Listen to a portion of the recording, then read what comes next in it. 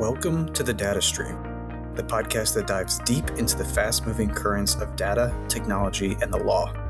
BakerHostetler's Digital Assets and Data Management Practice Group brings you this series, hosted by partners David Sherman and Nichole Sterling, to explore how companies navigate the complex and often intertwined lifecycle of data, from privacy and cybersecurity to advertising, AI, and other emerging technologies. I'm Charlie May, and you are listening to Baker Hosts.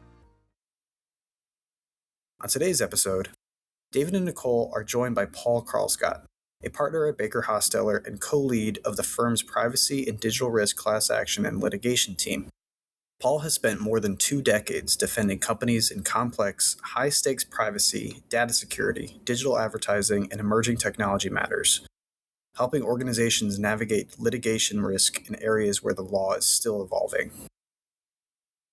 Hi, Paul. Thank you for joining us today. It's nice of you to take the time. We've been trying to get somebody from the privacy litigation team to join us for a while, and we understand you guys are super busy all the time. So, as we understand it, you have been working on the front lines of privacy litigation for quite a while, and I believe class action litigation even longer.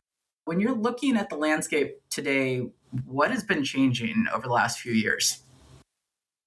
Well, pleasure to be with you both. And I think the biggest thing that's changed over the last few years is just the volume of cases.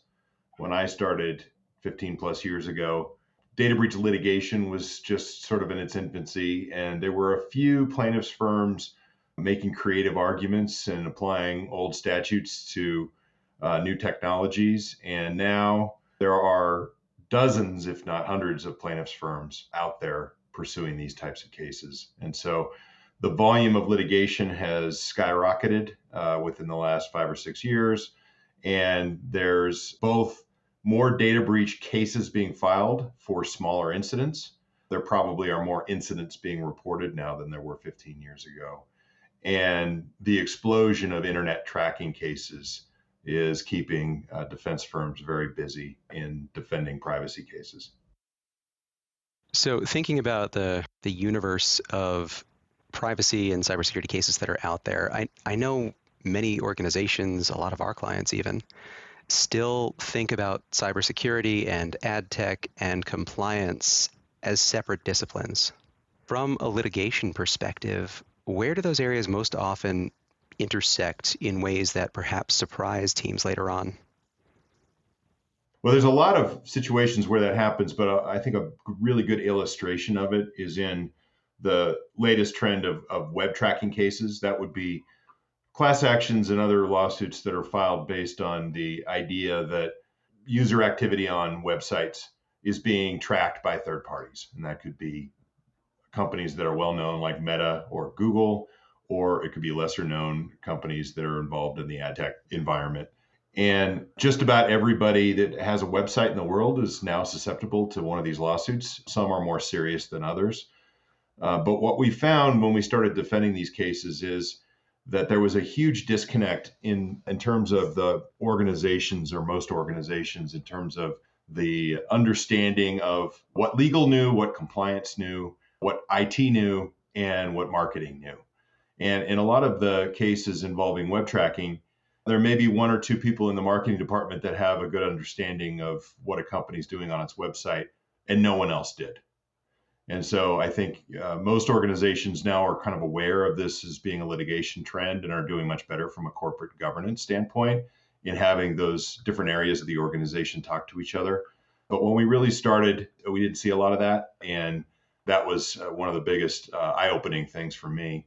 An example was the first couple of cases that came in, we made the assumption that because it involved technology and internet sites, that IT would be involved in some way. And in many cases, IT departments had no idea what was going on the website. Either it was being handled exclusively by a marketing team, or in many cases, a third party advertising company or web company. And that, I will just add, getting rid of some of these tracking technology is very difficult as well. I've been through a couple of scenarios now where nobody could figure out even like the account logins to get in to remove things because they'd been set up by somebody that had left, 2 or 3 people ago in the chain of people that may have had control over that particular piece of ad tech. And that can be problematic for companies as well. Yeah, and we're seeing a lot of that, a lot of situations where the technologies that are being attacked in a lawsuit are technologies that somebody installed years ago and forgot about, and no one really uses for any purpose, but they're still on the website firing and causing information to be transmitted to a third party. And so that is a fact pattern that has the attention of both the plaintiffs bar and some regulators, and it is the source of a lot of litigation these days. I think you're making a good argument for ad tech governance.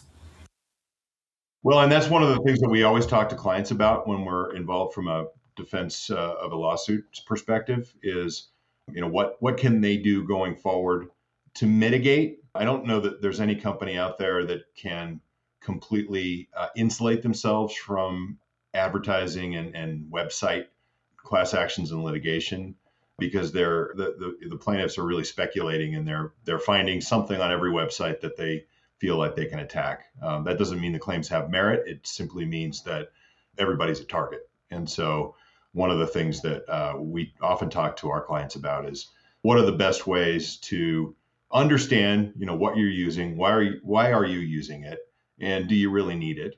And if you do need it, then what disclosures are you making about it? Fair enough. The whole concept of, oh my goodness, there's a cookie and it's segmented, right, or siloed, just to come back to a point you were making earlier, or hey, we have a security flaw or a vulnerability of some sort. I mean, how often do these technical issues, right, or I'll say segmented technology issues, at what point do they start looking like a legal narrative problem rather than troubleshooting a technical glitch or a collection that we weren't aware of? Well, from my perspective, and I don't mean to make light of it, but it's when they get sued. That's a good answer. And so, one of the things that we see, and of course, because my role is exclusively litigation, I'm only involved in those cases that result in a lawsuit or are highly likely to. So, for example, if there's going to be a breach notification these days, there's almost certainly going to be at least one lawsuit. And it almost doesn't matter how many people are going to be notified. And so now if it's an issue that is more in the realm of customer data collection or disclosure, it may not be an issue that's going to require notification. But the fact that, website tracking is a great example. The fact that what's going on your website is visible to plaintiffs' lawyers and their experts, that puts you at risk of being named in one of these lawsuits or receiving some claim. And so, oftentimes it is a glitch that causes the issue that is underlying the claim. But in other cases, it's not. It's simply we're using a technology that everyone used. And a great example is Google Analytics. I've seen statistics that, more than 2/3 of all websites in the world were using Google Analytics several years ago. And it wasn't until this wave of lawsuits that anybody saw anything wrong with it. And so oftentimes it's not a glitch. It's not a problem. It's not an institutional failure. It's just creative lawyers making technical arguments in courts that don't necessarily understand the technology. Pivoting for a moment then to cybersecurity incident response. Teams understandably focus on containment, investigation, and notification as core elements of what they're working through in a fire. When we do a look back months later, what early decisions tend to have an outsized impact on how litigation unfolds? Yeah, there are a couple of big ones. One is the decision to create or have someone prepare a forensic report and or a remediation report. When those types of reports are created, they become the singular focal point of plaintiffs' efforts to gather information about the incident. And that's true, notwithstanding the fact that most of the time they simply provide a summary of what happened and what gave rise to the breach notification. And so oftentimes what we see is a report that's created when it didn't need to be. There was no, say, regulatory requirement for its preparation, and it was easy to gather the facts without having a formal report created. And in those instances, it's typically better to not have a document than to prepare one and then try to protect it as privileged, knowing good and well that the plaintiffs are going to fight to the death to try to overcome that claim of privilege. So that's one issue. Another one is really just how the communications around the incident are siloed and where they occur, and efforts to make sure that you don't have people kind of talking off the cuff about what they think happened or who was at fault. Oftentimes, in litigation, we see situations where everyone is kind of in a CYA mode because they feel like the organization is going to blame them. And so, one, trying to control those types of communications, and two, trying to provide assurances to the folks that are involved that, we're trying to solve a problem here. We're not looking for somebody to blame. Those can be really helpful in avoiding the creation of documents that may be negative in terms of having to defend a data breach class action. So out of curiosity, quick pivot on that. When we think about preparing, let's say, non-privileged factual summaries, whether they're on company letterhead, in theory, forensic firm letterhead or otherwise, have you found success leveraging the distinction between privileged and non-privileged work streams successful in helping to shield privilege where it's applicable?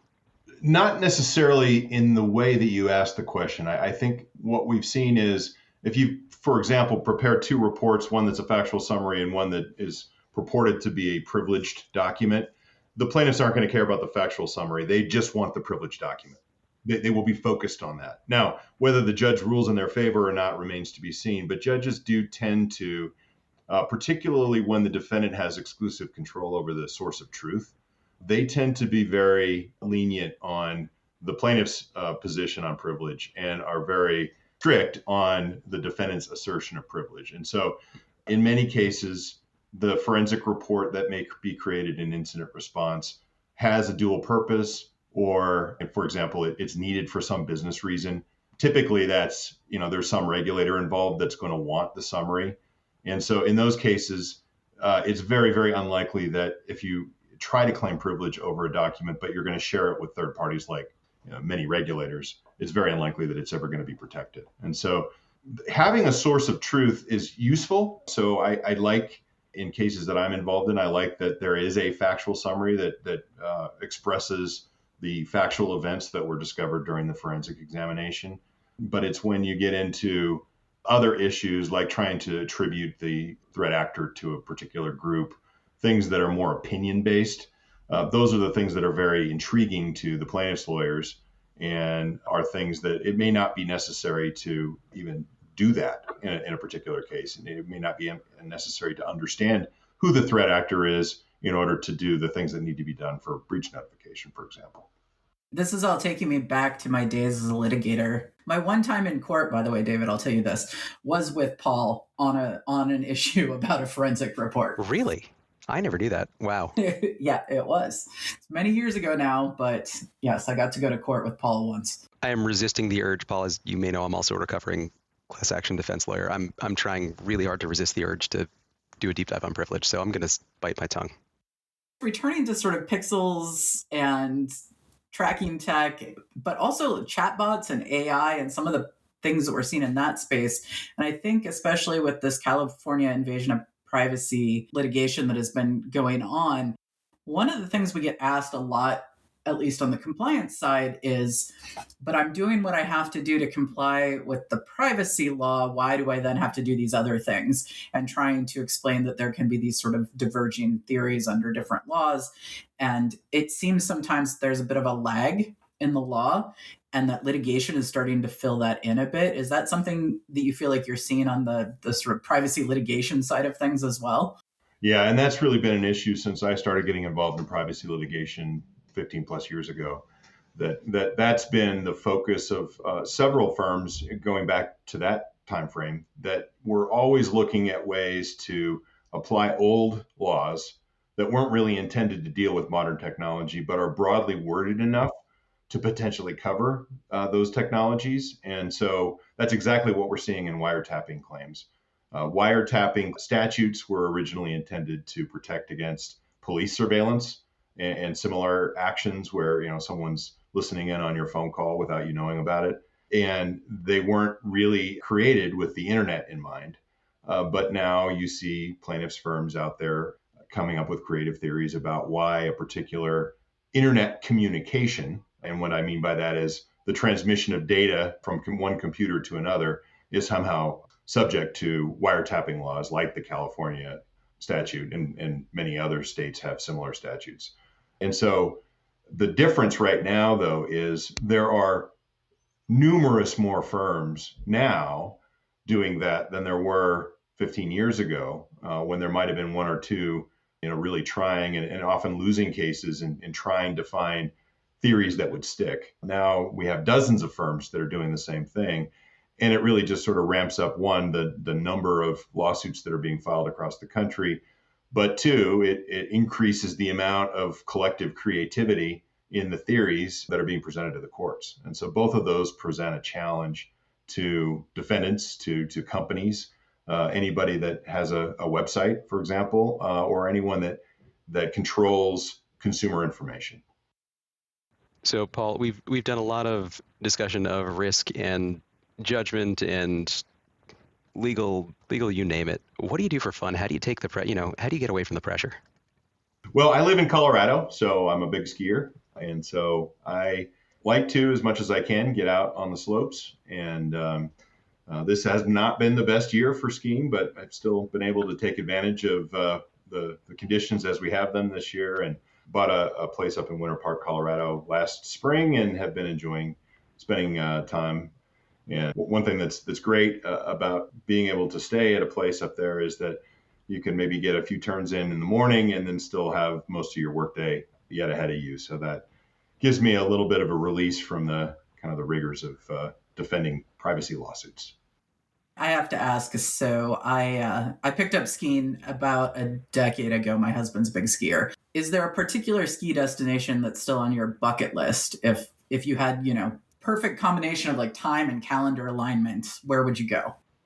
I have the luxury of having been able to go all across the West. I suppose if there was a place that I haven't gone yet that I'd like to try, it's Japan. We've had a couple of our colleagues here at Baker that have been there recently and had great things to say. And the big difference this year from Japan to North America is Japan has snow. So that helps. Yeah, they've got a lot of snow in Japan this year. But I'm a little bit spoiled, but because in addition to living in Colorado, I have a son that goes to school in Montana, and I'll be out in Big Sky next week skiing. So I'm looking forward to that. And to tie this into your litigation piece, what's harder to predict, the outcome of a litigation or a mountain weather report? Ooh, that's a tough call. I'd like to say, for me personally, I can predict better what is likely to happen in a lawsuit. But I have some really good weather people that I rely on to tell me when the powder day's coming. I think the last question we have as we wrap up is what's something you'd tell every in-house counsel to pay attention to right now? Cyber insurance. A lot of these risks are, as I said before, you can mitigate them, but you can't avoid them entirely.